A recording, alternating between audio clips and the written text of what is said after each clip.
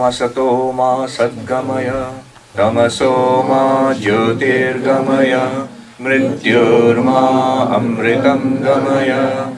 Om Shanti Shanti Shanti. Om, lead us from the unreal to the real. Lead us from darkness unto light. Lead us from death to immortality. Om, peace, peace, peace. At Harvard, at the philosophy department, a professor of philosophy asked me this question. He said, Swami, the goal of spiritual life is enlightenment, right?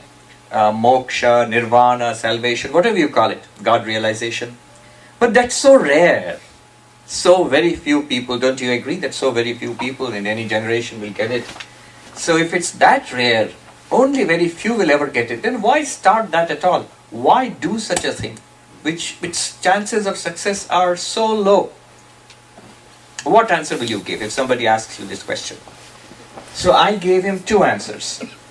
And he gave me a third answer. So those three answers I will share with you. Why spiritual life? If chances of success are very low, I mean, becoming a Vivekananda or a Ramana or Buddha is very low, then why at all pursue it? Three reasons.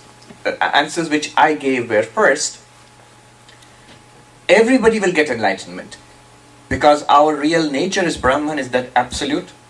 At least that's what Advaita says. You and that ultimate reality are one reality. Because it is, divinity is our own nature. How can we not get it? One day or the other we will have it. Nothing can stop us. So enlightenment is inevitable. Yes, it's true, in any generation very few might get it, but each of us ultimately, of course the catchword is ultimately, this life or next life or some life, we'll get it someday. So it is there. It's not that this is one thing where you cannot fail. Definitely you'll get it. Krishna also says that in the Bhagavad Gita when Arjuna asks him that if I pursue this path and I don't realize God in this life, so is it wasted? 6th chapter. And Krishna says anybody who sets out on this path of spiritual seeking, what's the path? The path of spiritual seeking. Never comes to a bad end. Nahi durgatim tata kaschit gacchati. Never comes to a bad end on this path. Always, this path is always fruitful. So that's one answer. Ultimately, we will all get enlightenment, surely. There's no doubt about it. Second answer is that what else will you do? Once you begin to get a taste of this path, once you begin to feel it, this becomes the most important thing in your life. It grows on you until it becomes the central thing in your life. When I was coming in the car today, Rama was saying that it has become the most important thing in my life. What else will you do? What else is as important as this? Everything else continues. Family and job and your personal life, your personal quest, everything continues. But the center of our life becomes the spiritual quest. So that's the second answer I gave. What else will you do if you don't pursue God realization, enlightenment? In fact, until somebody is a spiritual seeker of whatever sort, whatever path you follow.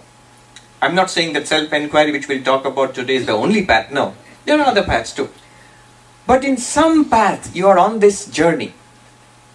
Then only I personally consider you to be mature. Till that point, you are still, trying out the world. So this is the second reason I gave. What else will you do? This is the most important thing in life. The professor said to me, Swami, these two are good answers, but they are, philosophical, abstract.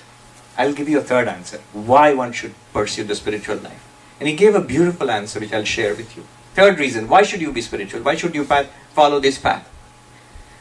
He said, once you start following it, whatever happens in the future, you get enlightenment, God realization, that's a different thing. But the benefits start flowing to you day by day. The more you pursue this, more you pray and meditate and worship and do vichara, inquiry, the more peace you get, the more strength you get. The benefits are so obvious, and those benefits are not future benefits, day to day, that this itself sustains people. It becomes a source of peace and joy. That's why you should be on this path. I thought that was a beautiful answer. So 3 answers. First, you will get enlightenment. No doubt about it. Don't be afraid about that. Surely, all of us will. Second, This is the most important thing in life. What else will you do? Third, it gives benefits. Well before getting enlightenment, on the journey, you keep getting the benefit day by day, with every little bit of practice. Again, Krishna says in the Bhagavad Gita, Swalpamapyasya dharmasya trayate mahato bhayat. Even a little practice in spiritual life, even a little bit of it, saves you from great fear and anxiety and unhappiness. So, among all the paths, self-enquiry is the one which was stressed by Bhagavan Ramana. He is identified with this. Bhagavan Ramana and who am I? They go together. It is not that Bhagavan Ramana was against any of the other paths. There are enough records to show that he encouraged people in what was suited to different temperaments. But he would always bring it back to this point. So there's this, it's not that he was against bhakti. For example, his devotion to Arunachala Shiva is very well known. It is a very deep devotion. So one gentleman came to him saying that, I am not all that interested in your who am I. It seems too dry, and I love my Narayana. Lord Narayana, I love my Narayana. Is that all right? A simple man. And Ramana Maharshi said, yes, it's all right. It's all right, yes. And if I am devoted, if I have bhakti, devotion to Lord Narayana, after death, will I go to Vaikuntha? Yes. I'll go to Vaikuntha. Yes, you will go. And then in Vaikuntha, will I see Lord Narayana? Yes, you will see Lord Narayana. Oh, I'll see the Lord. Yes. Yes, you will see. We're so happy. Oh, I'll see Lord Narayana. And will Lord Narayana see me?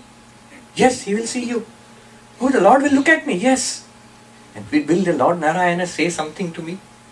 Yes, he will say. What will he say? What will God say to me? The Lord will say to you, find out who am I.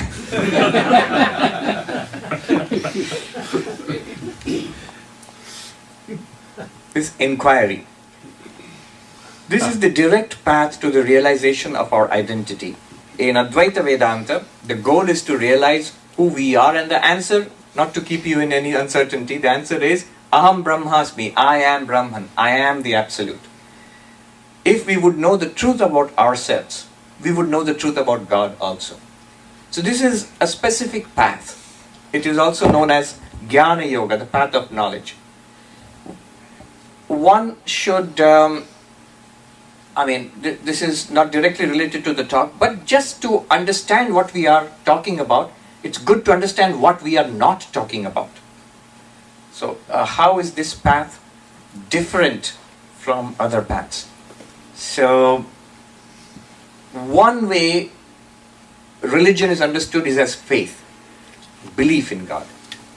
So, that's the way religion is understood mostly in this country, for example.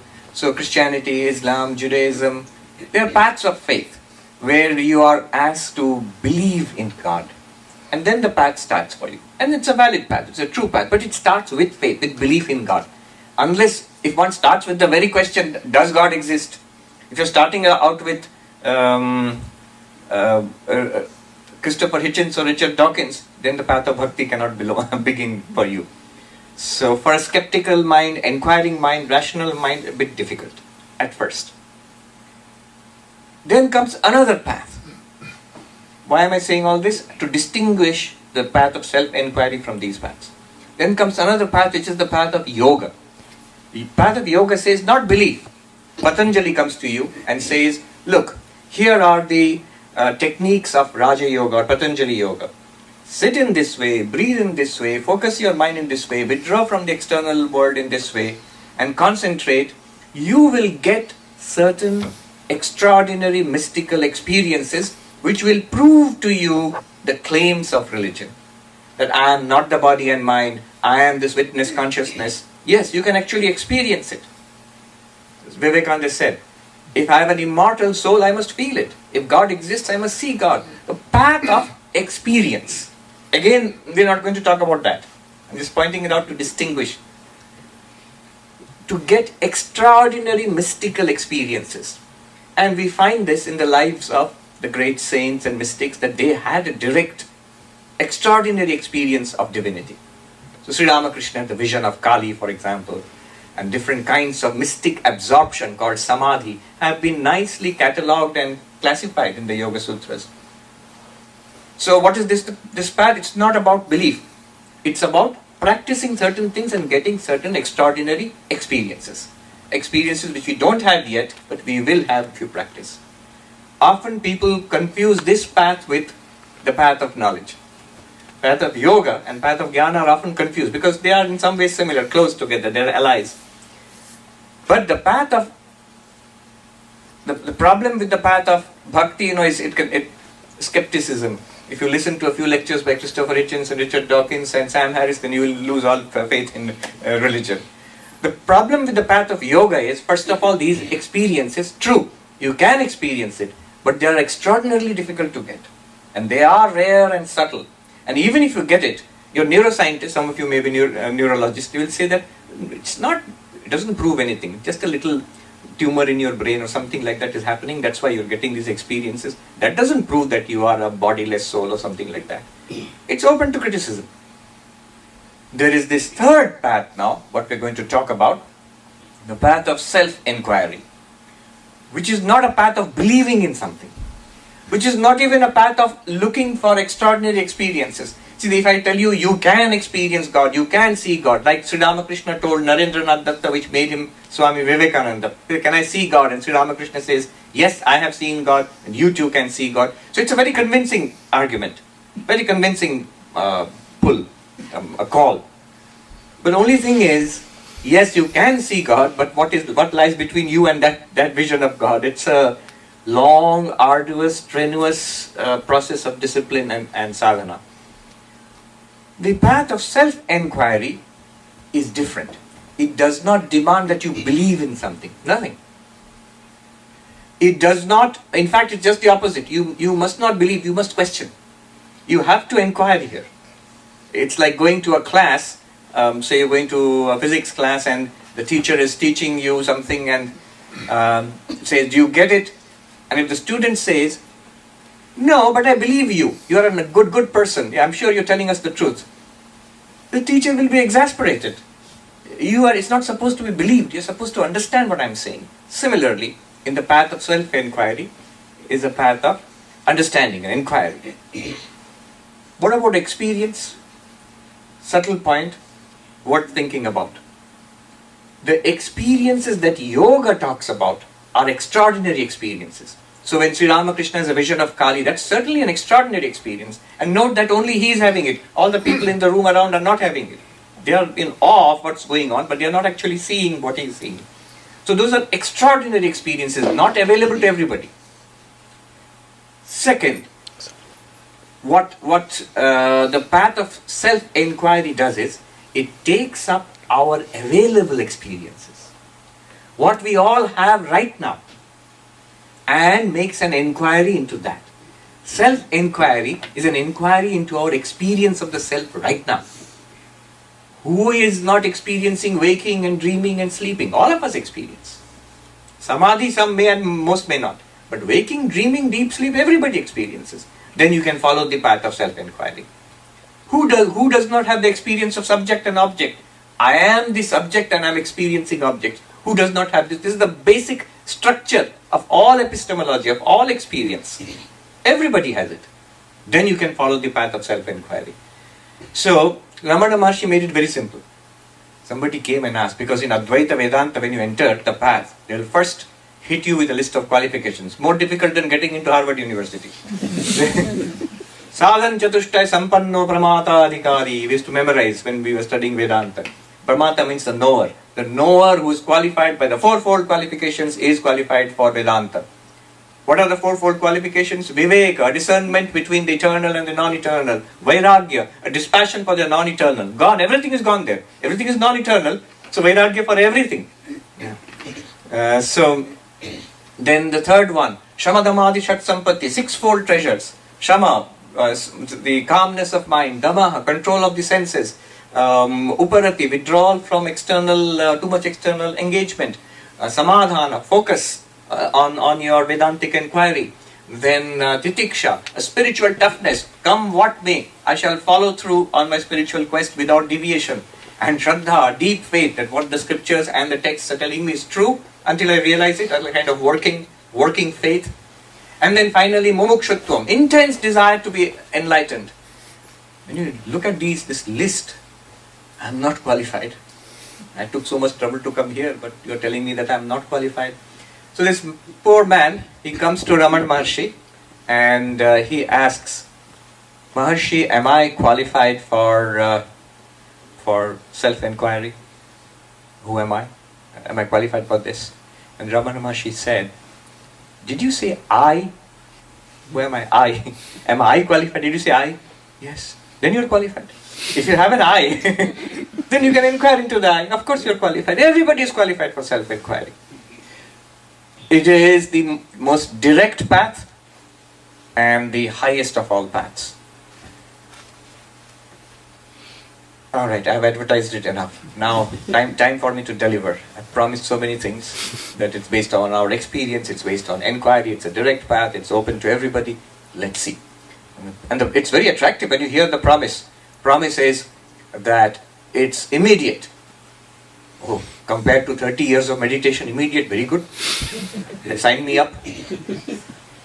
It's effortless. You are Brahman already. Realizing that all you need to do is realize that seems effortless. Effortless. Other paths seem to have so much effort involved in that. Effortless and immediate. Wonderful. Sign me up. This is the one for me. But the problem lies in the fine print. If you read below. All right. There are different methods of self-enquiry in Advaita Vedanta. So who am I? Ramana Maharshi would always throw you back on this question. Find out who is asking. Now, Advaita Vedanta, the texts of Advaita Vedanta, they are all methods of self-enquiry, and there are different forms. One is well known, the 3 states of the mind. People often say 3 states of consciousness, but that's not technically true, because consciousness, according to Advaita Vedanta, has only it does not have states. Waking, dreaming, and deep sleep are 3 states of the mind. Enquiry into our experience of waking, dreaming, and deep sleep leads to the realization of our true nature, that I am the Atman. That's one way. It's called avasthatraya vichara, an inquiry, an analysis of the 3 states of waking, dreaming, and deep sleep. Another method is panchakosha vichara, the analysis, an inquiry into the 5 layers of the human personality. The physical layer, the vital layer, the mental layer, the layer of the intellect, and the layer of, so-called layer of bliss, panchakosha. And there is the one which I will talk about today, the drigdrishya viveka, the seer and the seen. Each of these is a powerful method. All of them lead to the same answer. The answer being aham brahmasmi, I am Brahman. So we will take up one method. This method is based on a text. Actually, all of these methods go back to the Upanishads. So this method is specifically based on a text called Drigdrishya Viveka, written about, it's attributed to Shankaracharya, but scholarship puts it at around 700 years ago. Vidyaranya Swami, who lived in the south of India and Karnataka.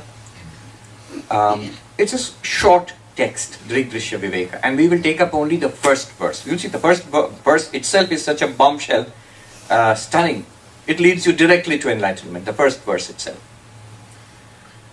As we go through this, the process of Advaita Vedanta, the process of self-enquiry, has 3 stages. And we must keep these 3 stages in mind. First stage is listening, shravana. Listening does not mean literally just listening. It means systematically studying, basically. So shravana. And there is a technical definition of shravana also. Shravana, but literally it means listening. Second is what we have listened to, mananam, to consider that, to reason it out. Third is nididhyasanam, that means meditating, assimilating what you have heard and you have reasoned out. So the first stage gives you the knowledge itself, the instruction itself. And that's very important, because after the whole satsang is over, what did he talk about? Some profound philosophy. No, what exactly? I have forgotten. I have to look it up. Then it will not work. What is the teaching? I should know. At least I should be able to say it in my own words. Traditional teachers made you memorize the verses. But I won't do that. But at least at the end of it, in my own words, I should be able to summarize the basic idea. It's a very simple idea, actually. So that's the first stage. Do I know what he said? I said, the teacher said. Stage one. If you say, yes, I know. I can say what he said. And that I know, the text. Then what's the problem? I don't understand. There's so many questions. When you take up those questions and reason it out, that's second stage. At the end of this, when do you know the second stage is over? When is the first stage over? When you can say, I know what he said. I know what the book says. When is the second stage over, the stage of reasoning? When you say that, I not only know what was said, but I understand. I get it. I get it. But then what is the need for the third stage then? The stage of meditation. What happens at the second stage is, one complains, I get it, but it's a sort of intellectual understanding. It doesn't feel real. I still feel the same person. I don't feel that I am awareness or something like that. So the third stage is, what I have learned, what I have understood, now I stay with it. I meditate. Somebody used a nice word, marinate. When you cook, after cooking is finished, you don't immediately take it off. You put a lid on it and let it simmer and let it absorb the spices and things like that. The result is better. Similarly, what I have heard and what I have understood, let me marinate in it. So there are processes of meditation. Even in this little book, Trigdrishya Viveka, there are 6 techniques of nididhyasana, meditation at the end. All it does, it allows you to assimilate it, at the end of which you can now claim, not only have I heard, not only have I understood, but now I can say honestly, it's true. It feels real to me. If it feels real to you, if it is true, then you are enlightened. So these are the 3 stages. Shravana, Manana, Nididhyasana. I'm putting it to you in everyday English. If you study it traditionally, they all have the specific definitions, what they mean actually, what you're supposed to do. Alright. With this in mind, we'll go into the teaching, and at each stage remember, what did he say? Do I understand? Is it real for me? What did he say? I expect everybody to tick that box. Then if you're alert enough and listen, everybody can tick that box. I know what he said. And did I get it? Most people should be able to say, okay, I got it. And the last one, a fortunate few of us can say, yes, it's real for me. I'm enlightened, done. I haven't started yet. Alright, now I'm starting. Self-enquiry, one method. From the text, Drigdrishya Viveka. The verse goes like this. Rupam drishyam lochanam drik tadrishyam driktu manasam drishya dhivrittaya sakshi drigeva natu drishyate. First verse. Forms are seen, the eye is the seer, the eyes are seen, the mind is the seer, the mind is seen, the witness is the seer, the witness never becomes the seen. That's the whole verse. What does it mean? Here I can use the board a little bit.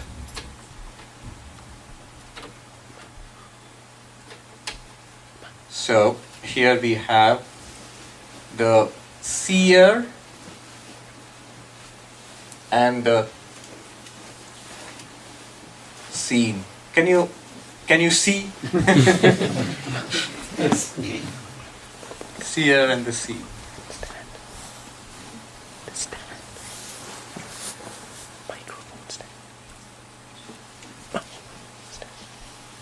These are just the English translations of the Sanskrit words Drig and Drishya. That's what you say. What are we trying to do? Remember, we're trying to find out who am I actually. And remember, we always feel that I am the experiencer. So we're trying to find out the real experiencer. And the method is the method of seer and seen. When we go into this method, keep in mind one operating principle. The operating principle is this. The seer and the seen are 2 different entities. They are ontologically, to use a philosophical term, ontologically 2 different entities. What does it mean? Here is something that we are seeing. And let's say in a very naive, simple way, the eyes are seeing and the pen is seen. Clearly the pen and the eyes are two different entities. So the seer and the seen are two different entities. I mean physically separate entities, ontologically separate beings. And it stands to reason, because the first one is the seer is the eyes and the seen are forms. Forms, colors. The Sanskrit word rupam technically means color, but you can say form. Clearly the two are different. In fact, the eyes can only see things which are different from them, physically separate from them. The only thing that your eyes cannot see here are the eyes themselves. You cannot see your own eyes. That's not right. I can see every day when I look in the mirror. You're seeing a reflection of your eyes. You look at a selfie, you're seeing a picture of your eyes. But the eyes, the way the eyes are seeing this, the eyes cannot see themselves directly. It's impossible. So the eyes and what they see are different. Now the method of teaching is a gradual from the known to the unknown. What the verse does is, first tells you something very innocuous, very simple. You all get the feeling, yeah, we know that, go on, move ahead. But very soon you get into really deep waters. So from the known to the unknown. Any good teacher, they say this is the golden rule of teaching. From the known to the unknown, from the near to the far, from what is to what shall be. So, obvious, eyes are different from what they see. Note another thing. The same eyes see many different things. The same eyes are seeing the white here, the yellow of your dress, the pink of the flowers, so many colors, so many shapes, so many objects, people and chairs and the microphone and so many objects. Thousands of forms, colors, shapes and objects are seen by the same pair of eyes. Seer is not only different from the seen, seer is one and the seen are many. Second. Just keep it in mind. Note. Third. The things which you see are continuously changing. Just imagine what you saw outside when you came here. The freeway and the sights you saw there. The trees and the snow and the cars. Now you're in this room and this house, you're seeing different things. Very soon you'll be seeing many different things again. What you are seeing is continuously changing. Throughout our lives, what we are seeing is continuously changing. But what is not changing is the seer, relatively speaking. The seeing organ, the eyes, are relatively unchanging, but what they see are continuously changing. So third point, the seen are continuously changing and the seer is relatively at least unchanging. I made 3 points to be noted. First, most important, seer and seen are different. One, clearly true. Second, the seer is one, the seen are many and varied. Third, the seer is relatively unchanging and the seen are continuously changing. Remember our process. I hear, think about it, do I get it? And finally, is it true? Have you heard? Yes. Do you get it? Yes. So kids would say, duh, you see. Very American. This is so, get on with it, this is so easy. Yeah, I get it. Then, is it true? Does it feel real? That the seen is different from my eyes? Does it feel like a fact? Is it a fact? Yes, it's a fact, obviously. Get on with it. Alright, I will. And just by the way, just not just the eyes, ears also. The ears are, seen is only like a metaphorical use. They hear sound. And the ears and the sound they hear are different. The ears are the same ears hear different kinds of sounds. And the ears remaining unchanged, the sounds keep changing. Same with the nose and smells. Same with the tongue and the hundreds of different tastes we have. Keeps changing. Same tongue and the different tastes. Skin and touch. So all the sense organs, they are like the seer, and whatever they experience, all the things that we experience in life is like the seen, and they're different. And they are one and the many, and unchanging and changing. Okay, good. Now, deeper. The deeper next stage is Lochanam Drik, Rupam Drishyam, Lochanam Drik. That is the first one. Second one is Tad drishyam driktu manasam. We go inwards. Why inwards? Because we're going to a journey to know ourselves. So we are in here somewhere. Inwards, but remember, inwards into what? Not into the body. Because if you go into the body, what happens is, physically into the body, obviously you'll get what? More body. You'll get blood and flesh and bones. When I say inward, I know you understand, but it's good to make this clear. Inward means a closer, deeper look into our own personal experience. So an inner experience would be, is it too loud? Yeah. You can hear clearly. Yeah, it's perfect. So inwards means into our own experience. Now consider the eyes themselves. The eyes themselves. Are you aware of your own eyes? Eyes are open. Are you aware of this? Yes. Blink my eyes. Are you aware that you blinked your eyes? Yes. I can see clearly. I'm aware of that. I cannot see clearly. I need glasses. And so on. So I am aware of my own eyes. The eyes themselves are seen. Now the eyes themselves become seen. I'm going deeper. And what sees the eyes? Here the use of the word sees is obviously figurative. Yes, metaphorical, that experiences. What is aware of the eyes? The mind is aware of the eyes. With my own mind, I can consider, think about my eyes. Do I need to go to the doctor? And what kind of glasses do I need? And so on and so forth. So the condition of my eyes is known by the mind. And the eyes are no longer now the seer. They have become the seeing. The mind and the eyes are different. Remember, seer and seen are different. Clearly the mind, whatever the mind is, but the eyes are different. The eyes are here and the mind is somewhere in there which is thinking about the eyes. The seer and the seen are different. The same mind, it gets inputs, a variety of inputs from not only the eyes but also the ears and the skin and the nose and the tongue. All the sense organs with their hundreds of activities throughout the day, they pour their inputs into the same mind. One seer, seen are many. And the same mind, relatively unchanging, the seen are continuously changing. Whether what you are seeing with the conditions of the eyes, conditions of the ears, nose, skin, the whole body is continuously changing, and you are experiencing it relatively unchanging mind. At this point you may object, wait a minute, the mind is changing very fast. True, but the mind is changing into mind. Thoughts into more thoughts. Perceptions into more perceptions. But the other changes are of various kinds. The changes going on in the eyes, in the ears, in the nose. So, changes, many changes, continuously changing. The seer is relatively unchanging. Mind is different from the eyes. Seer is different from the seen. And the seer is one, the seen are many. The seer is relatively unchanging, the seen are changing.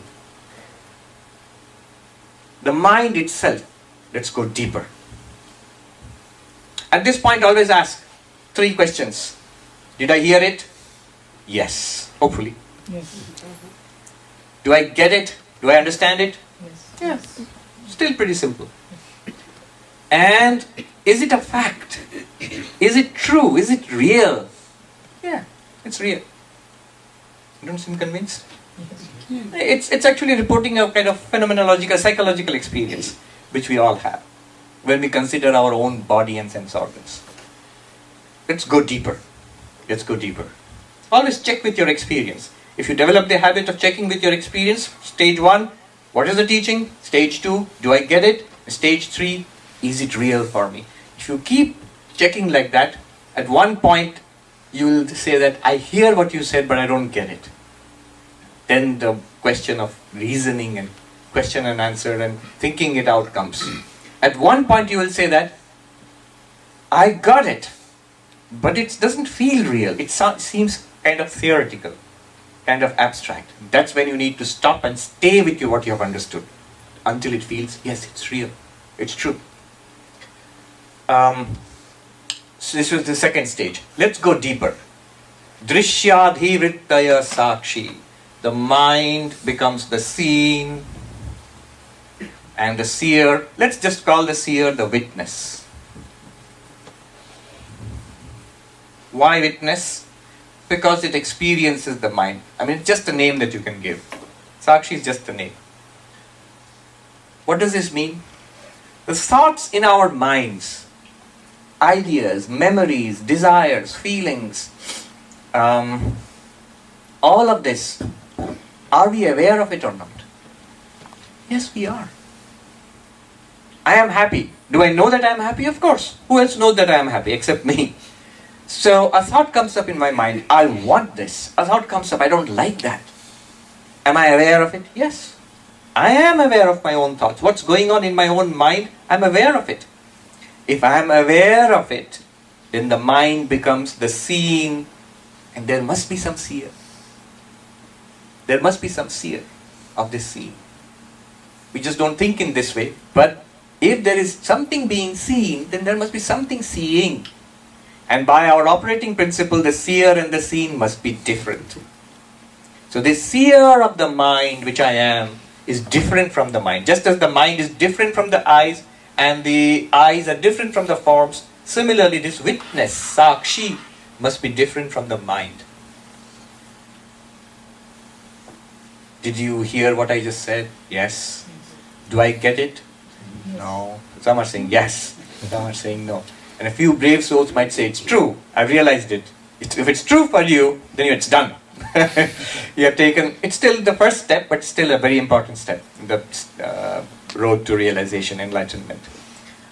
Something very big is being said here. There is a witness of the mind. You are the witness of your own mind. And this witness, you the witness of your mind, must be different from your mind. Not only that, the mind has so many thoughts. So many thoughts, feelings, perceptions, memories, desires, all known to the same witness. You are the same witness of the variety of thoughts and feelings. Somebody said that the mind, typical mind, you have 16,000 distinct thoughts every day. 16,000 thoughts. But don't think that they're not particularly valuable. And often they are repetitive. Often they are just the mind sort of mindlessly churning away and thoughts.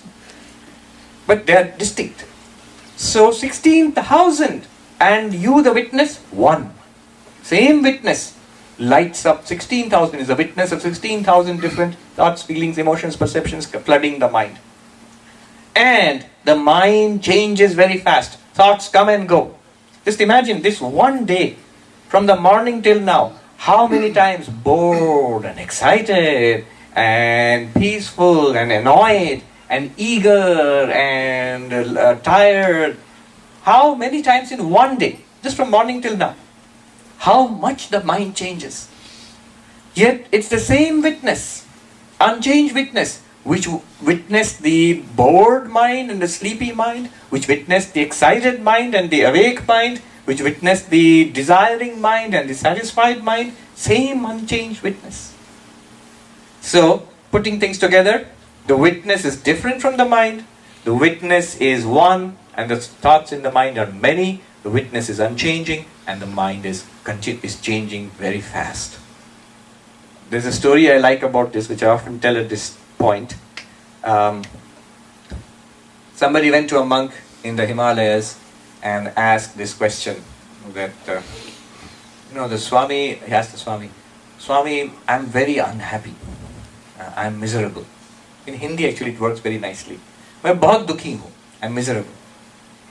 And the monk, now you can say, if you have assimilated this, you can immediately, you don't need the Swami, come to me, I'll tell you the answer. Are you aware of your misery? Yeah. Do you know your misery? Do you feel it? Of course. That's why I'm saying I'm miserable, because I feel miserable. I feel sad. I feel unhappy and anxious. I feel it. Of course I know these feelings. If you know it, then your misery is seen, and you are the seer, and the seer and seen are different. You are the knower of your misery, therefore you cannot be miserable. See, it's a very important insight. In Hindi he said, अगर तुम अपने दुख को जानते हो तो तुम दुखी नहीं. If you are the knower of your dukkha, sorrow, then you cannot be dukkhi, the sorrow possessor.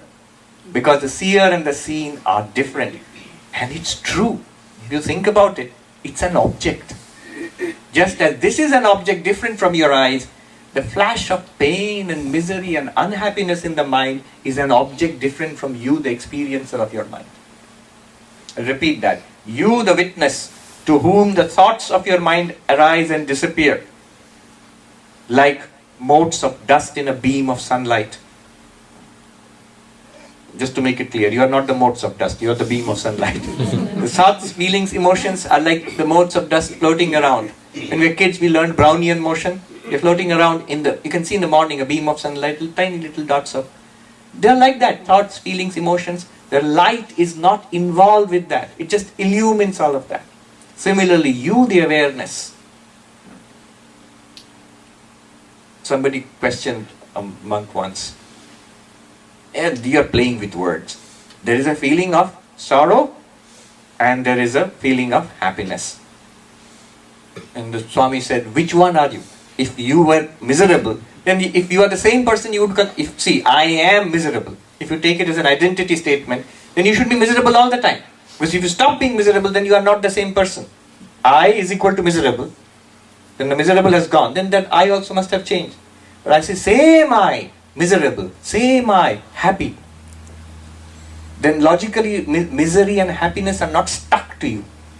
They come and go. If it's not stuck to you, it cannot be any part of your identity. Then one person objected. You sound much more funny in Hindi actually. He said, no, you're playing with words. It's a fact to me that sometimes I'm miserable, sometimes I'm happy. Whatever your logic says, this is my experience. Sometimes I'm miserable, sometimes I'm happy. Kabhi dukhi, kabhi sukhi, in Hindi he said. And the monk replied, kabhi gadha, kabhi gau. Sometimes you're a donkey, sometimes you're a cow. It's equal to saying that, why don't you see it? That these things come and go in the mind. You are the same witness of a changing mind. Already we are pretty deep. Notice that this gives you a tremendous freedom from the mind. If it's an object, like this pen, like this piece of cloth, the things floating around in the mind are not you. People are so tormented by the mind. Why are they tormented by the mind? Because we hug the mind to ourselves so tightly, we've forgotten that we are different from the mind.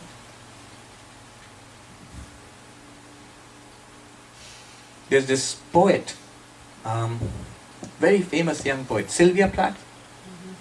So I was reading about her, I think the Bell, what was the name of the famous book?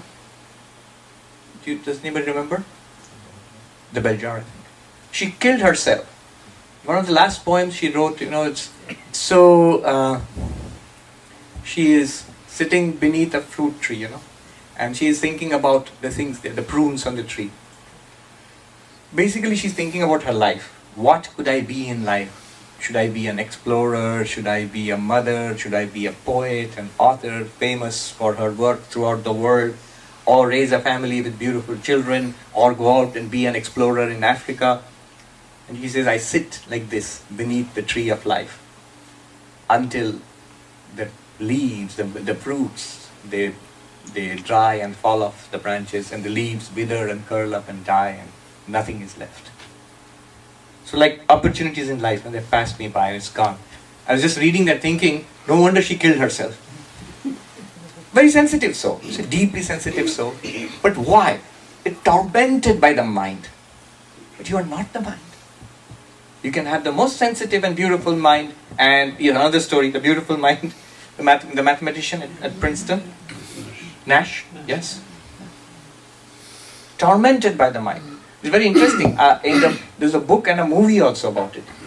And what I liked about it, it's something very interesting close to Vedanta. At the end of the movie, somebody interviews Nash and says, do you still see those hallucinations?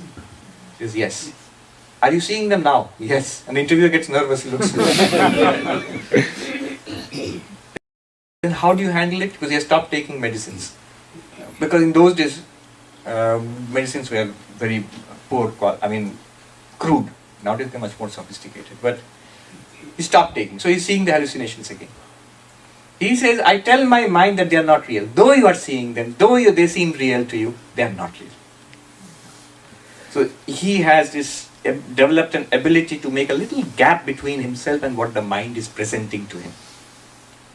Vedanta requires this. We think of him as an odd case. According to Vedanta, we are all exactly in the same case, living in a world of hallucinations and thinking they are real, and then being tormented by it. So, yes, witness of the mind. You are this witness. In Sanskrit, sakshi. It does not change. It is the nature of awareness. How do you know it's the nature of awareness? Because everything is revealed to you. You, the witness, light up the mind, and the contents of the mind are revealed to you. Thoughts, feelings, emotions, identity, your personal story. Remember, the person that you think yourself to be is not in the witness, it's here. Your personal narrative, your story is in the mind, not in the witness. Witness is aware, is like light. And the witness lighting up the mind, through the mind, you light up your sensory system. Eyes, skin, taste, touch, all of that. And through the sensory system, you light up the world outside and experience the world. But all throughout, the seer is only one. It's not that the eyes are the seer or the mind is the seer. Actually, the seer really is the witness consciousness, this awareness, and everything else, the thoughts in the mind, seeing, objects. The sensory inputs, objects, and the things of the world are objects. They are things. They come and go in your light. You are unchanged. Notice immediately, problems of the physical body are here at this level. Problems of the mind are here at this level. You have got an objective approach to them now. The person, this is the person. This is impersonal. In Vedanta we say that it's not, the person does not get freedom. You get freedom from the person. The individual being does not become suddenly free, a Brahmagyani. No, that's just a way of speaking. You are already free. This is already free. What is being said here is tremendous. Objects of the world, are they present here or not? Are they present here? Are things there or not? Yes. Yeah. Your sense organs, are they present or not? Yes. They are present. Yes. Because you are seeing. You're seeing. Mind, is it present or not? Yes. Yes. If you can consider, is my mind present? Your mind is present, don't worry. You, the witness, this witness, awareness behind the mind, is it present or not? It is. It's only that that one moment of hesitation you have saying that, it's because we feel, this sounds either rather new, or I've heard this all earlier, but it still sounds a little theoretical. Vedanta says, as much as this world is present, this witness is present right now. You are it. Tattvamasi. That you are at this moment also. It's directly present. In fact, more so than the world. That the world, these forms are there. How do you know? I see it. Eyes are there. How do you know? I can feel it, blink it, I can look at the mirror. Because I'm seeing the forms, I know the eyes are there. Mind is there. How do you know? It is revealed to me in my awareness, thoughts, feelings, and then the witness is also there. How do you know? Because you know. Let me ask you a question. That there's a pen. The Swami is standing there with a pen in his hand. How do you know? Is it true? Yes. How do you know? Epistemological question. Justify it. How do you know? You say, I see it. So, the rule for something being present is you see it. I see it, therefore, it's a proof. I've justified that I can claim it is present. He is present, she is present, this object is present. Some people are absent. How do you know that? If they were present, I would see them. I do not see them, therefore they are absent. So, that's the rule. How my eyes are used. Now let me ask you, are your eyes there? Yeah. How? Because the rule is you have to see it to say that they are there, but you don't see it. I know. How do you know?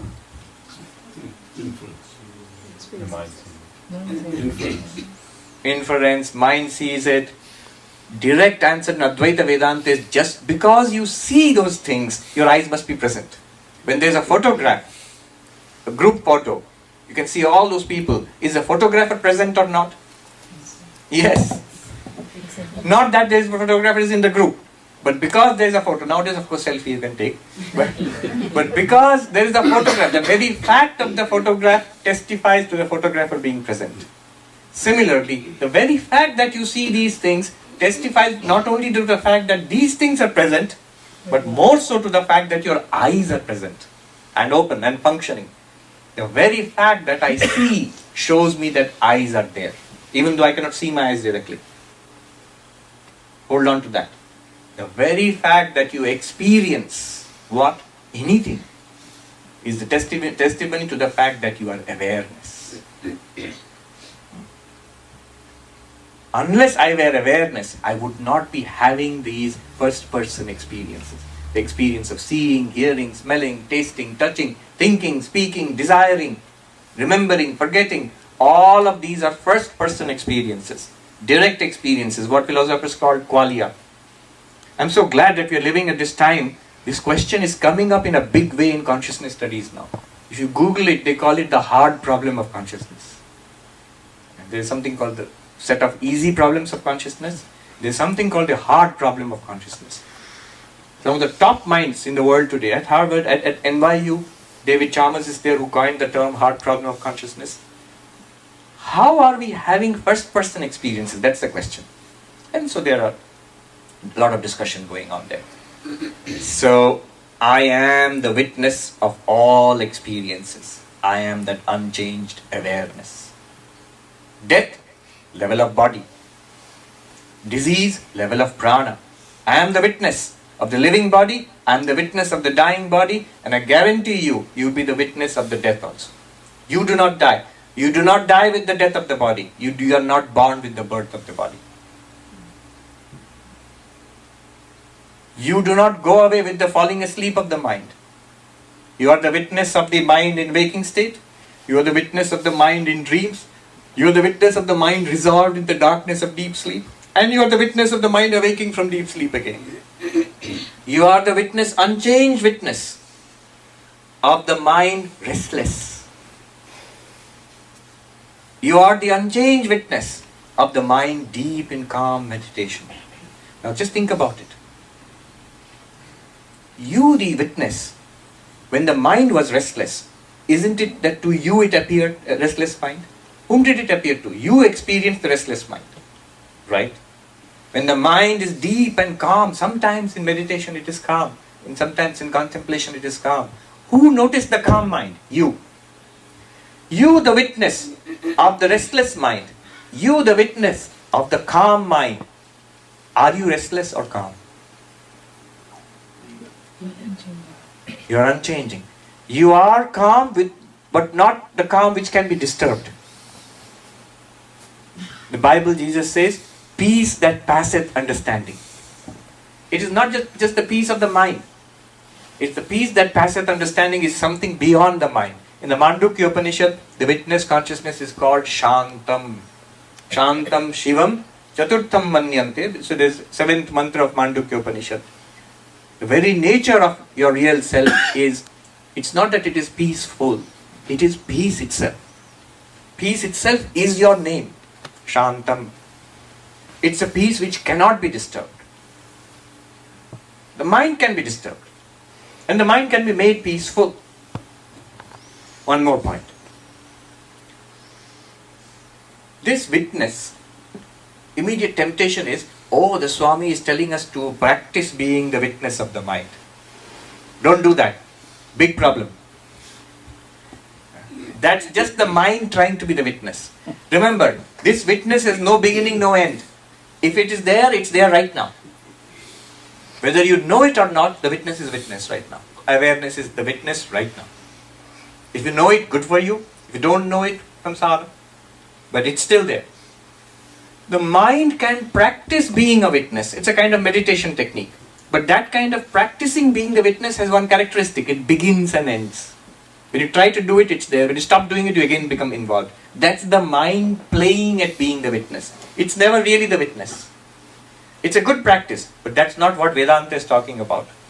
In Uttarakhand, one sadhu was teaching this, Drigdrishya Vivek, and he said, So, my dear monks, in Hindi, Mahatma Lok, you feel that you are the Sakshi, the witness. You are aware of the mind. The sadhu said, yes, yes. Then he says, you're going to fall into a very big pit. बहुत बड़े गड्ढे में गिरोगे अभी. You're going to fall into a very big pit. What is the... You feel that now I am the witness. Ab theek hai, everything is fine. That's the mind. The very mind which was disturbed earlier, now after Vedanta talks, feels, oh, now I am the witness. Very soon it will be disturbed again.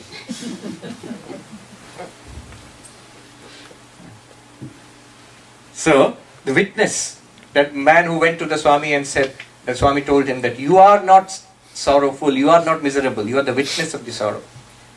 That man came back to the Swami and he said, you are right. Ab main bahut shant hu. Now I am very peaceful. You're right, I understood what you said. Now I am very peaceful. Immediately the Swami scolded him. No, you are not peaceful. You are the witness of the peace in your mind. Very important. The moment the mind calms down, we again become attached to it and we embrace it. This is very nice. The problem is you have embraced something that will change again. If you are a sadhaka of long standing, generally the mind will be calm. If you are not, the mind will change immediately under a few blows from the world. If you know that I am the unchanged witness of the changing mind, then you are safe. If you want to keep the mind in a particular state, then you are in trouble. The mind will change. Is it wrong to have a peaceful mind? Of course not. It's good to have a peaceful mind. Peaceful mind, sattvic mind. And that peaceful mind is good for spiritual practice. Of course it's good to have a spiritual, peaceful mind. But remember, you are not even that peaceful mind. You are the witness of that peaceful mind. You are ever peaceful, beyond any possibility of being disturbed. One more point. The last quarter of this. We are in 3 quarters. First quarter, eyes are the seer, forms are seen. Second quarter, mind is the seer, the eyes are seen. Third quarter, witness is the seer, mind is seen. Now, immediately our tendency is, oh, this witness sounds cool. American witness sounds cool. How do I see this witness? I want to see this witness. It's very nice. You cannot. The fourth one says, Drigeva natu drishyate. The seer never becomes the seen. No. The witness never becomes the witness, because if the witness itself becomes the seen, then who is the seer of that? Impossible. It's technically impossible. So I cannot see the witness, then the whole thing is pointless. No, it's not pointless. You can be, or you are the witness. When Ramana Maharshi asks, you find out who am I, he is not asking for an answer. I found out who am I, I'll write a paper on it. No. If you really found out who are you, then you would be immediately one with it, and that the problem is over. It's not something that you can actually express and write an essay on it. So, who am I leads to you knowing that I am not the body and mind. But you cannot objectively say and put it on a board like this that you are the witness. But actually, objectively, you cannot do that. You become it, or you realize you always wear it. That's what you realize. Unchangingly. The whole process is one of pointing out what already exists. In Vedanta, they say, you get what you already have. And you get rid of what was never there. Praptasya prapti, nivrittasya nivritti. Praptasya prapti means what is already there, the witness, that you get because you thought you didn't have it. And what was never there, the problems of samsara. Remember, they are there. The body has its problems. The mind has its own problems. But they are not your problems. You can deal with them just like the car may have its problem. And you can take it to a mechanic and solve it. The same way, you can deal with the problems of the body and mind. But remember, they are not directly your problems. So the problems of samsara which were never yours are now removed. Nivrittasya nivritti. What is ever not there is removed. And what is always there, you get it.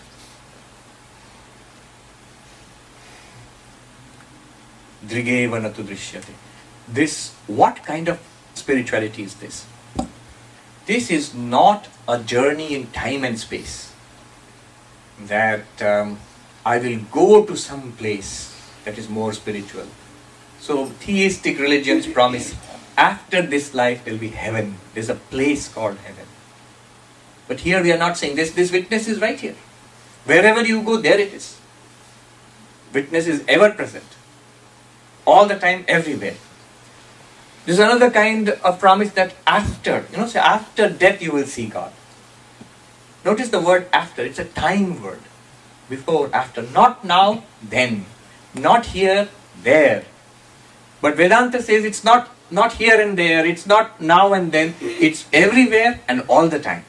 The witness is right here, right now, and all the time it's there. Then what kind of a journey? If it's not a journey in space, if it's not a journey from here to Vaikuntha, to heaven, or it's not a journey in time from now to after death, post-mortem spirituality. If it's not like that, then what kind of spirituality is this? What's going on here? This is a journey from ignorance to knowledge.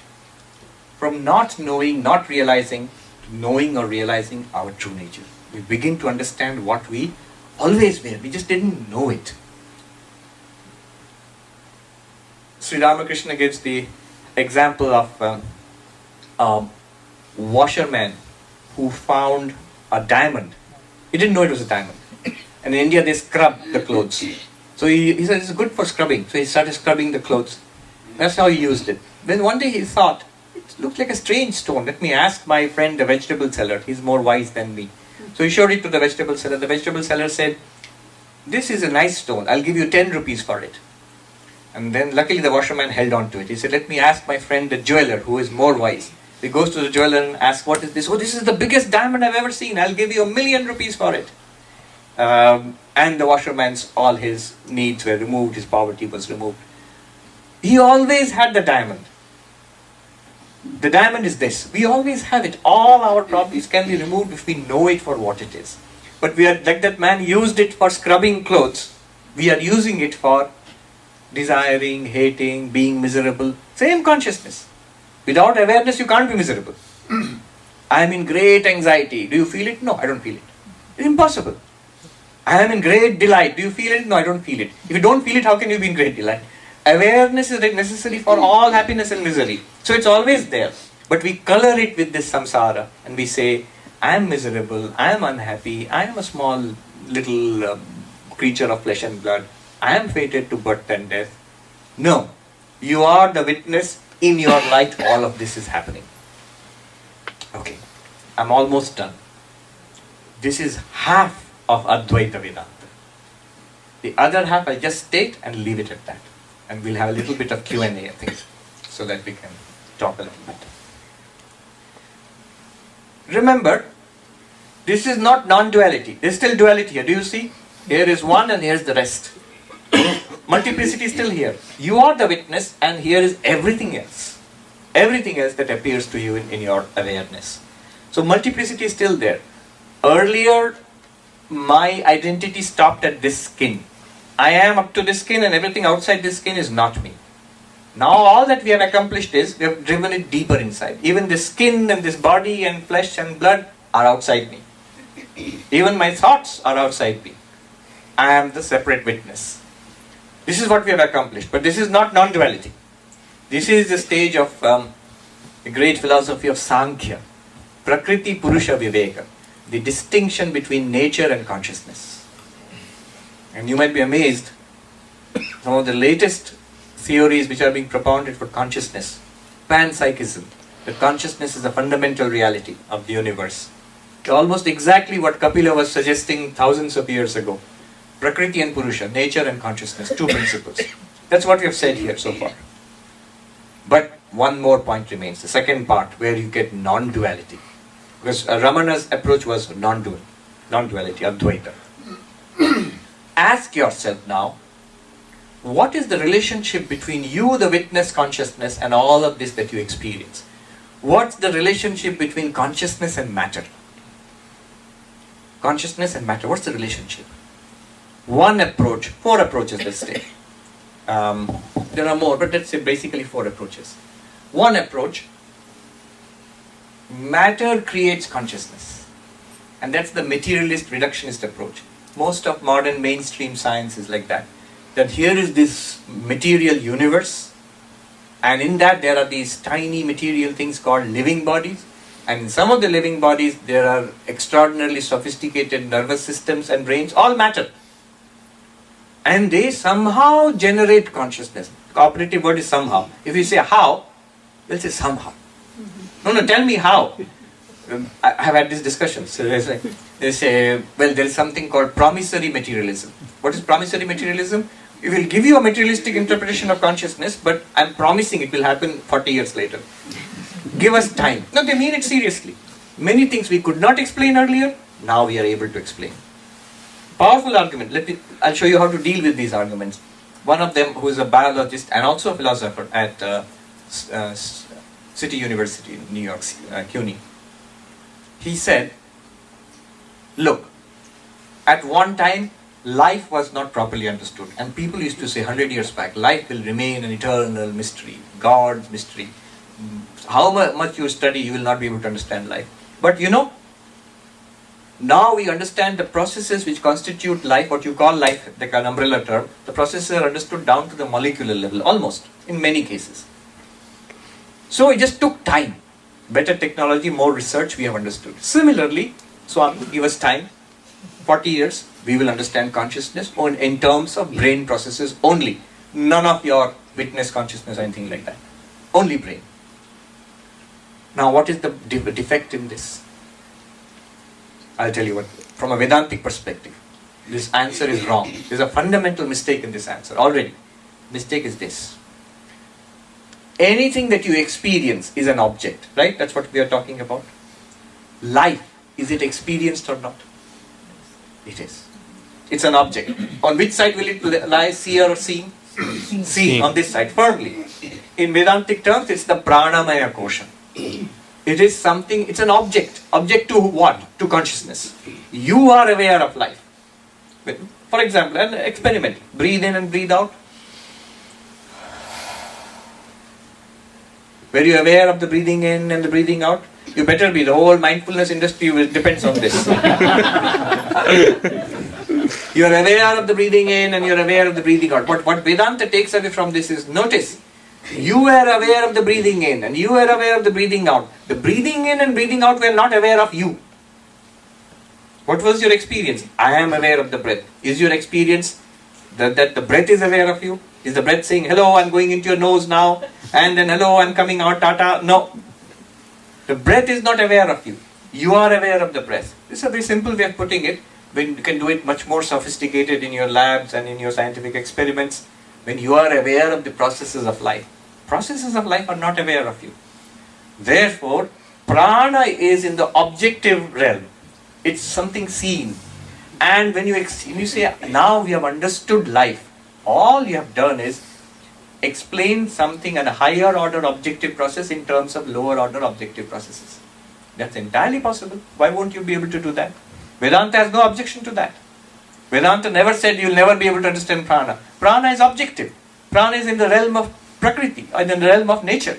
Of course you can understand. You can explain objective prana in terms of more fundamental objective processes. That's alright.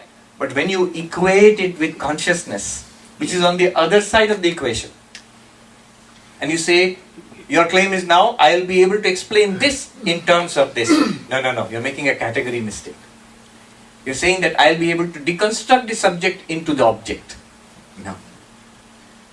The example you gave, did you see the example you gave is a wrong example. You gave an example of an object which you deconstructed into other simpler objects. Now you're saying, similarly I will deconstruct the subject into the object. No. This distinction is very clear from Advaitic perspective. It's not clear from their perspective. Because they've already assumed that consciousness is material. Somehow they've assumed. Second, this is one answer. Second, consciousness and matter. What's the relationship? The opposite. Matter is produced by consciousness. You say, who says that? All theistic religions say. Don't all theistic religions say God created the universe? When you say God created the universe, if you ask them, is your God conscious or unconscious? No, of course conscious. God is sentient. God is intelligent, aware.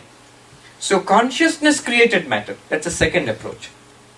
Third approach is neither created the other. Both are parallel. Who says this? Sankhya.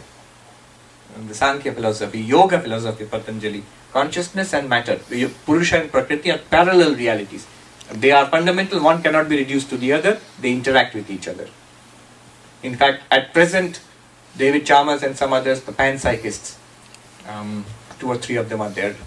Of course, they are facing a lot of pushback, but they are claiming something like this, that consciousness is fundamental. Matter is also real, consciousness is also real, but they are not reducible to each other. The last one is the Advaitic approach, which I want to mention, is that not that these are separate realities, not that consciousness created matter or matter created consciousness, not that these are separate realities parallel. No, all of matter is an appearance in consciousness. Now notice, we are giving up the first thing we started with. Seer and seen are different. Now we are saying they are not different. Now we are saying all that you see is an appearance in you, the seer. All that we call matter and energy and time and space are appearances in consciousness. The universe is the dream of consciousness. Maya is the dream of Brahman. Being poetic, Brahman doesn't dream. So it's an appearance. Alright, I'll stop here. We just say, just a minute. Till now it was going on nicely, but you just threw out a claim. You didn't prove it. How can you say this entire universe is an appearance in you? Let me give you one argument to prove it and stop. What is the argument? What is the claim? The claim is that the universe is not a separate reality apart from you, the experiencer. Matter, energy, time, space are not separate from consciousness. They are appearances in consciousness. They are no separate existence. How do you prove that? How do you prove two things are independent? Two things you can claim to be independent if you can experience them separately apart from each other. Though they appear to be together, the pen and the cap, I am claiming the cap and the cap of the pen and the pen are two separate realities. You say, prove it. The way to prove it is, I can separate it. I can show you the cap without the pen.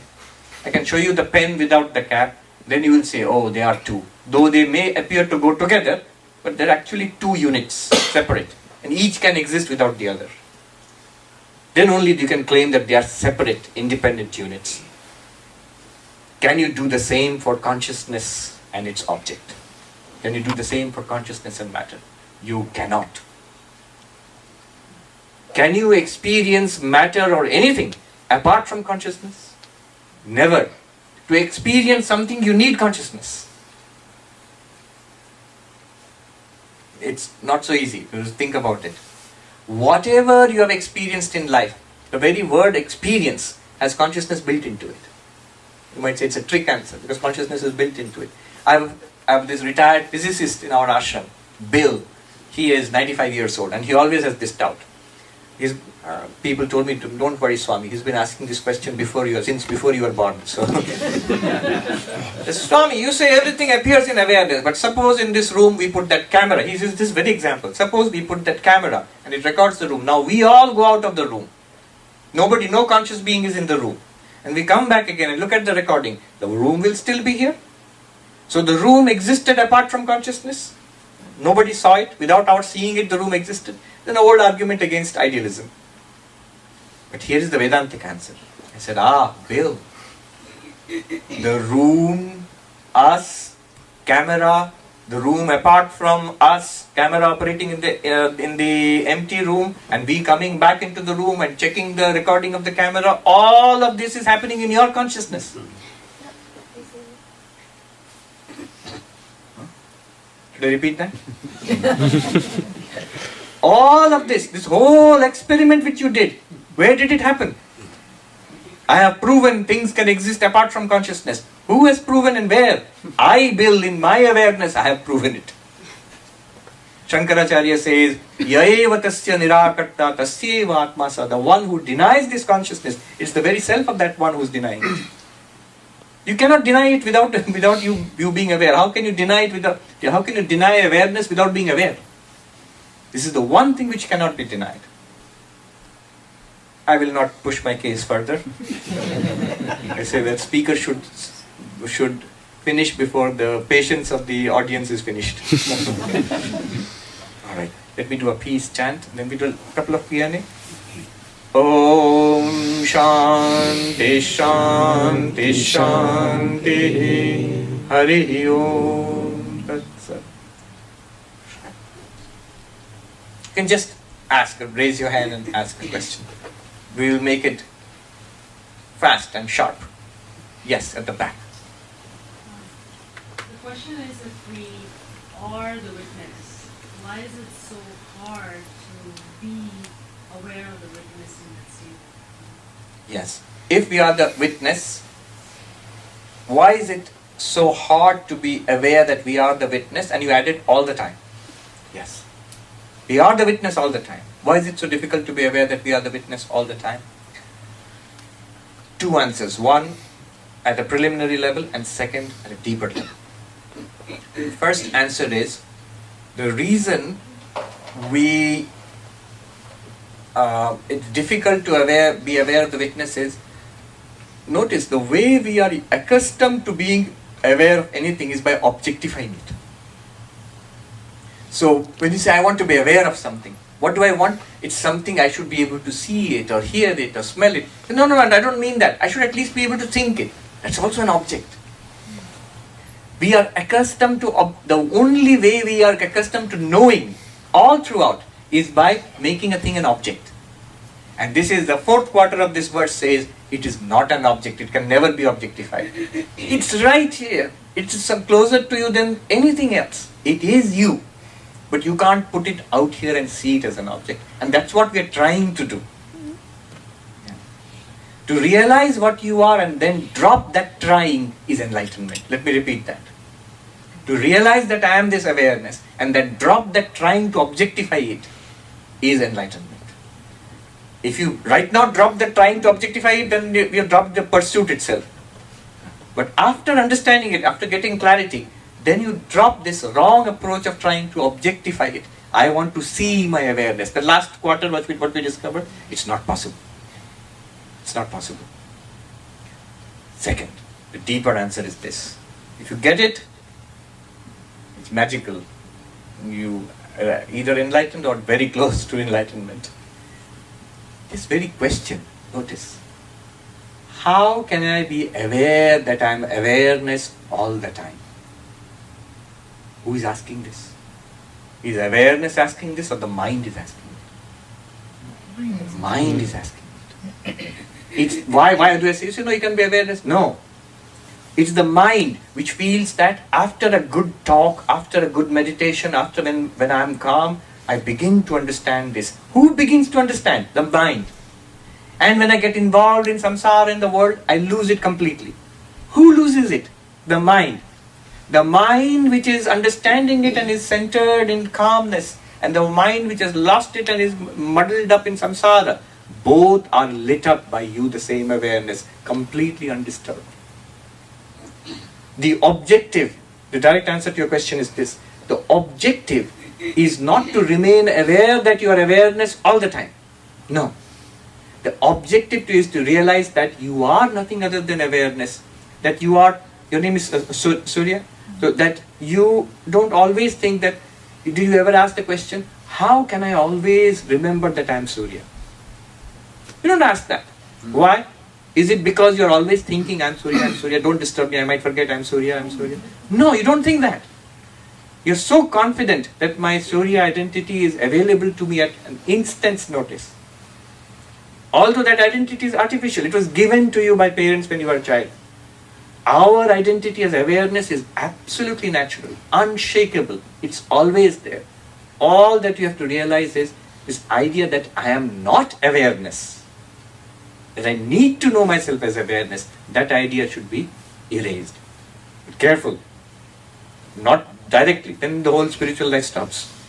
By realizing that I am awareness, then you drop the pursuit of trying to objectify it. Notice that it is the mind's, it's a trick played by the mind. When the mind begins to realize that I am not the ultimate reality, behind me there is awareness, then the last battle of the mind to retain its importance is, then I have a role, I have to remain aware of the awareness. You have to depend on me to remain aware of yourself as awareness. Without me you are nothing. You tell the mind, no, You depend on me for your very illumination and existence.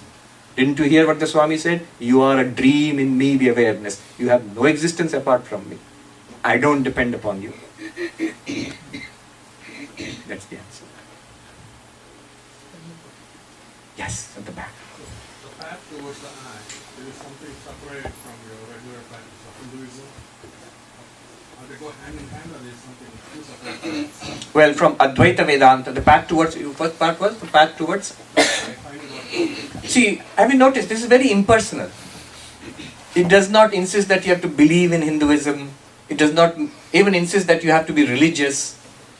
Sam Harris, who is no friend of religion, very hostile critic of religion, but he has written this book, Waking Up. He says these two paths, Advaita Vedanta and Madhyamaka Buddhism, he says we have to admit that there is a core of truth in it. Not that I subscribe to everything that Hinduism says or Buddhism says, but there is a core of truth in it, we have to admit it. Even some very harsh critic who has only scorn for religion. Now I don't subscribe to what he says, but notice, if you are an honest intellectual, sharp enough and honest enough, you have to admit that there is something here. You cannot easily overlook this. So it's an impersonal thing, it does not demand that you are Hindu. But notice, the whole goal of Hinduism in Vedanta, Advaita Vedanta, is to realize this. So all the practices, the seva, the meditation, the bhajans, the puja, they're all built around this. Ultimately to lead you to that Aham Brahmasmi moment when you are enlightened. So I often say the systems in Hinduism, because Hinduism has many systems, but they are all enlightenment systems. They're technologies for giving you enlightenment. They are not so much belief systems. Notice the word used for religion in this country, faith. And it seems very natural. But Hinduism, Buddhism, Jainism, they are not faiths. Yoga, Patanjali Yoga, they are not faiths. They are technologies for enlightenment. Yes, there are faith-based religions in Hinduism also. So basically Vaishnavism, Shaktaism, Shaivism, they are faith-based religions. But even there's a component of enlightenment. Throughout Indian history, you will find sages and saints, men and women, who have actually claimed direct mystical experience of God. So the experience component has always been there. Does that answer your question? Yes. Because it's not so directly embedded that you have to become a Hindu or believe in certain things. That's why I find it that people are curious. So when I go to the universities, people are interested. But if I go there and say that this is my idea of God and you have to believe it, they will shoo me out of the door. They're not interested in that. But they're interested in consciousness, in self.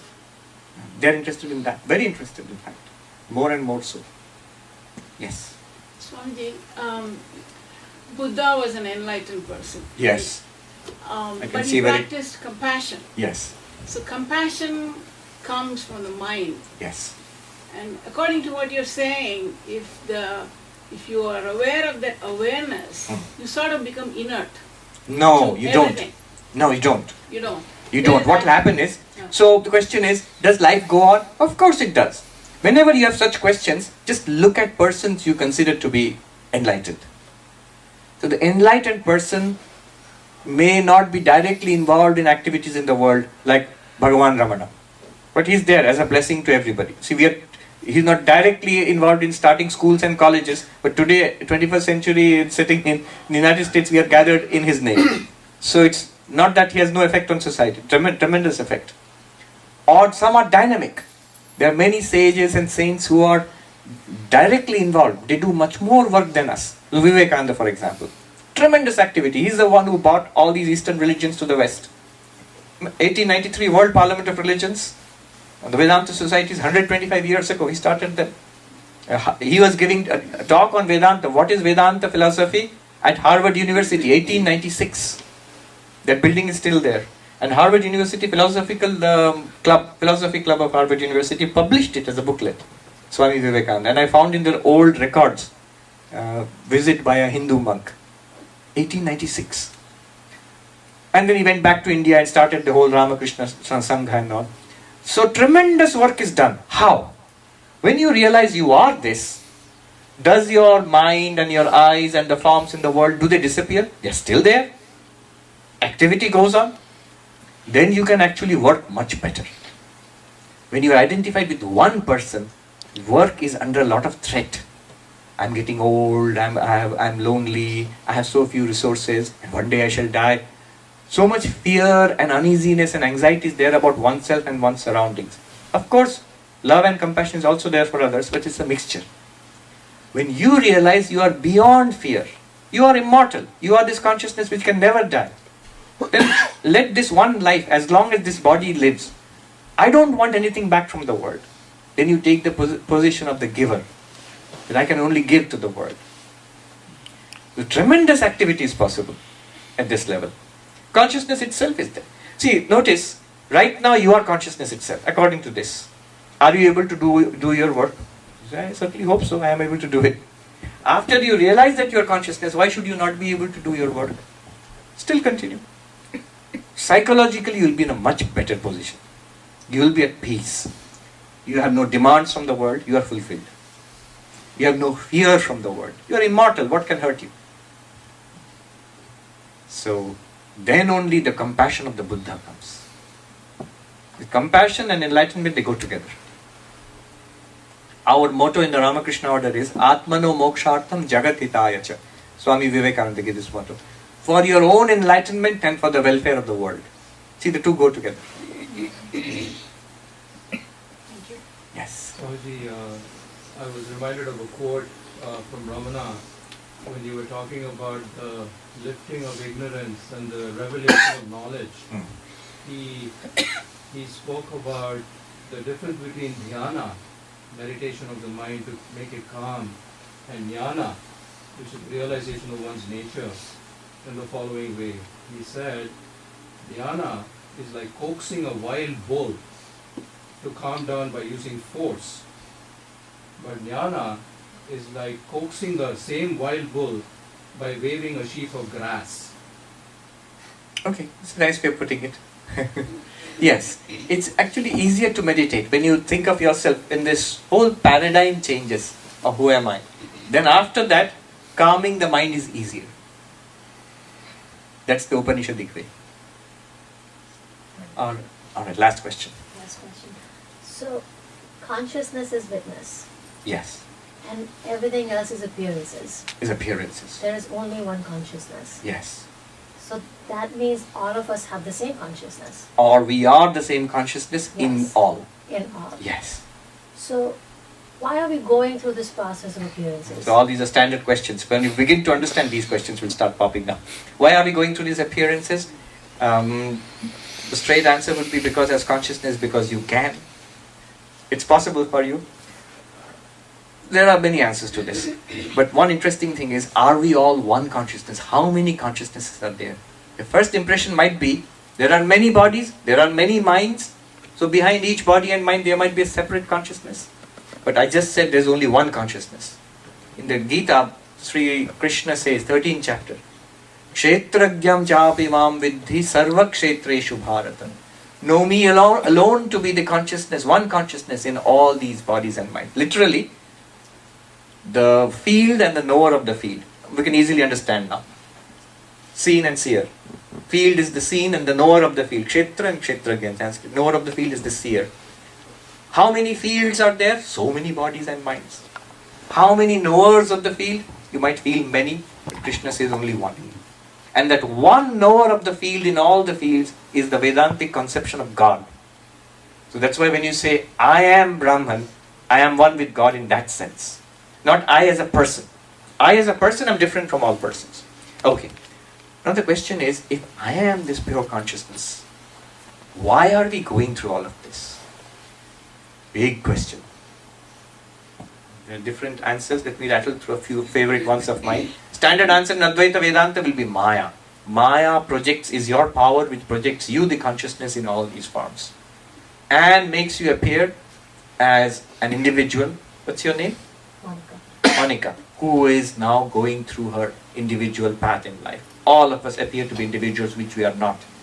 Jivas, sentient beings, who are evolving spiritually. Vivekananda said, reading a book, page after page, chapter after chapter, body after body is coming and going. We are not coming and going. The reader is not coming and going.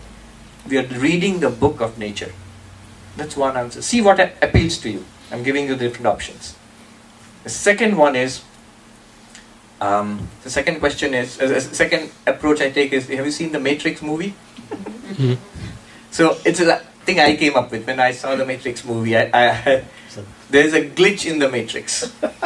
The glitch is this. You are pure consciousness, but somehow, we don't know how, you don't know it. Not knowing it, not knowing your nature as awareness, what is presented to awareness, the object, you have identified with it. I don't know that I am this person. When I see myself in a mirror, I think I am that person. That mirror is my body and that face is my mind. I mean, that thing is me. I have nothing to do with it. It's a reflection in the mirror. So the mirror is provided by Maya, and we are reflected ourselves in that mirror, and now we are living as these little creatures. And the way out is spirituality. Vedanta, of course, but all paths. One answer. I can see you're not particularly convinced by it. Deep philosophical answer. Okay, before I go to the deep answer, a little easier one, which these are the ones I like, answers. The answer is this. When a little child looks up at the sky, the nature of the eyes is to see, and the nature of space is to remain unseen, because we can see only a surface, right? That which cannot be seen and that which tries to see, when the two come in contact, what will happen? The result will be an error. You will see, but you will not see correctly. The child sees an inverted bowl, like a surface, like a blue bowl on the earth. The very nature of consciousness is to experience, but there is nothing apart from it to experience. So when it experiences itself, that which is not an object appears to be an object. That which is unchanging appears to be changing. That which is unlimited appears to be limited. That which is spiritual appears to be physical and mental. How am I doing?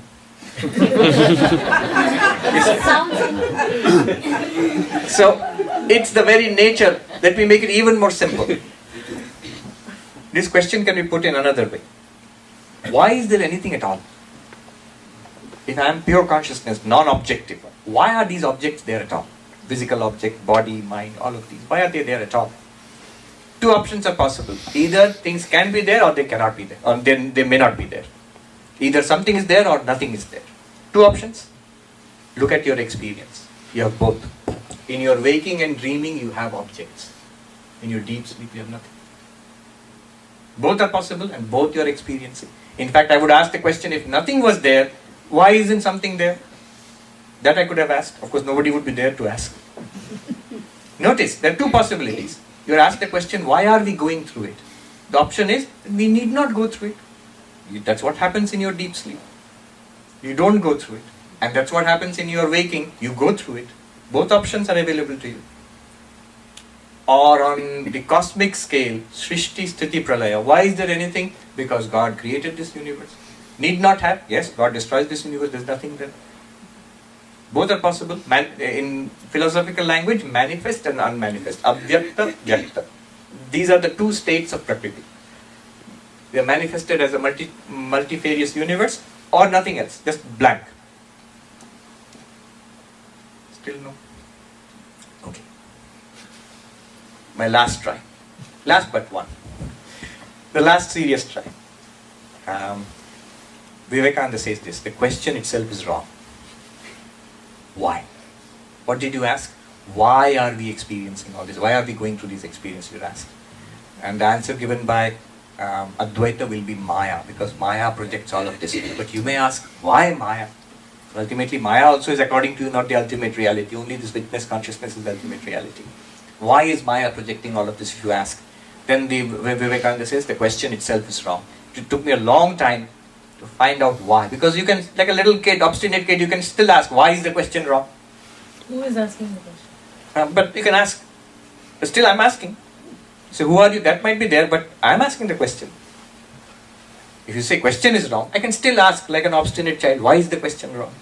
I'm asking the question, why to explain why is the question wrong? The question is wrong because of this. When we ask why Maya, what is this word Maya? What does it stand for? Desha Kala Nimitta, they say, time, space and causation. The infinite, Swami Vivekananda put it this way.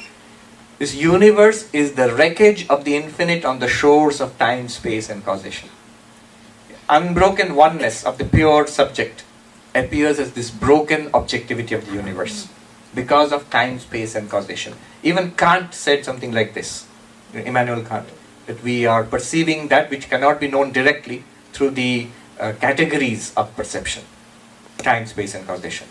So, if you now ask, why Maya? What are you asking? You are asking why about time, space and causation. Time, space and causation. Causation itself, what is causation? Cause and effect. It's an answer to the question why. Why is it wet? Because it rained. Why did it rain? Because there were clouds. Why are there clouds? Because of evaporation. Why is there evaporation? Because of sunlight. Cause and effect. So your question why, you're asking for a cause.